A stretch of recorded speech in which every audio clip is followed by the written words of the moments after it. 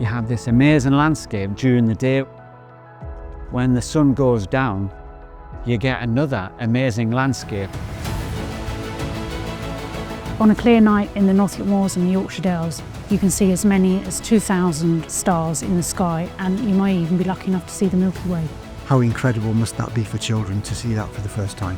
When I go back to the urban environment, I'm just gobsmacked at what you can't see. These people come here, they're surprised to see stars, never mind the Milky Way. What was an empty sky, they realise is actually full of diamonds on black velvet. It is an incredible experience being under truly dark skies. We've seen amazing shooting stars, we've seen amazing fireball that went overhead here in Dalby, and then we saw it explode into several pieces. And also we've had the pleasure of seeing the aurora here as well. It's an exhilarating experience.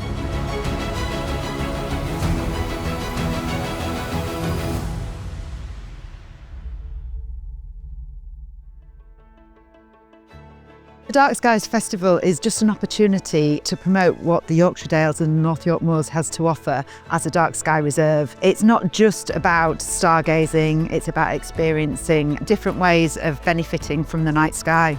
This year is our 10th Dark Skies Festival, and it's a great opportunity to look back and reflect on how far we've come from a small beginning to now what is the country's largest celebration of our dark skies. It's really to provide what a national park should provide, which is an escape from the urban environment. Offering these festivals gives a chance for businesses to stay open longer and encourage visitors to come and experience what we have to offer in the winter months, which is amazing dark skies. You can take the subject of astronomy, the stars and the planets, and then link it in with all sorts of other subjects, the social side of life, the historical side of life, the magical side of life. Astronomy lends itself to just so many different areas. It's also important because 85% of the UK will never see the Milky Way from where they live. Places like the North York Moors and the Yorkshire Dales National Parks are incredibly important for people to be able to come and experience those things. It's been fantastic to see how the Dark Skies Festival has developed over the last 10 years and to see how businesses have seen this as an opportunity to promote themselves. One of the events that we're running this year is a Dark Skies Cafe evening, and that's with Paul Clark, who's a local astronomer, talking everybody through the Yorkshire Dales dark sky with images to go with it. We'd go outside, have a row of telescopes set up, and people will be looking at different objects in the sky. Within the space of 2 to 3 hours, they get taken to another world.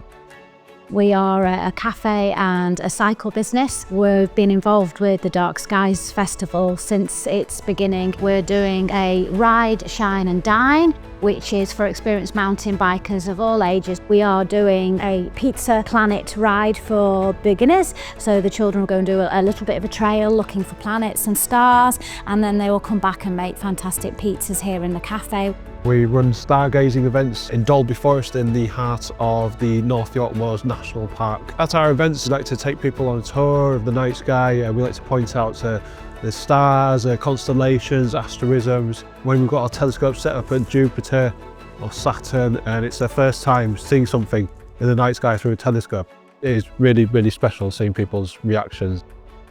As well as our stargazing events, we have a planetarium dome that we take to schools. Kids really love it, and it's really nice to see how inspired they are. Those first festivals really did just focus on stargazing, but we knew light pollution wasn't getting any better and perhaps there was more we needed to do. And back in 2017, the North York Moors and the Yorkshire Dales began the journey together to apply to be an international dark sky reserve. That designation was achieved in 2020, and the North York Moors and the Yorkshire Dales became 2 of the 22 reserves globally. And while stargazing continues to be really popular at our festivals, it also gives us a great opportunity to promote broader messaging around light pollution and what people can do to reduce pollution at home, and also in protecting our dark skies. We need dark sky reserves for a number of reasons. Yes, from the field of astronomy, the ability to see the stars and planets, that's very, very important. But also there's a very important aspect with the natural world as well. Animals, plants, they need the natural cycles day and night. when night is actually dark. So examples of that would be, if you see moths flocking around lights, they're not actually doing the job that they do at night. And many people don't know that moths are more efficient pollinators than bees. So they take over and do that job at night. If they're all flocking around lights, then they're not doing that job. If we think about diurnal species, so birds for example, you can be walking out in the morning in winter, it's still pitch black, but there are street lights on and there are birds singing in the trees next to the street lights because they think it's daytime. So they're awake much earlier, they go to sleep much later, and again it impacts their health. Whenever we're looking at lighting and we're looking to reduce light pollution, it's never about trying to convince people to turn all their lights off and stumble around in the dark. Everybody needs light. The aim of reducing light pollution is responsible and sensitive use of light.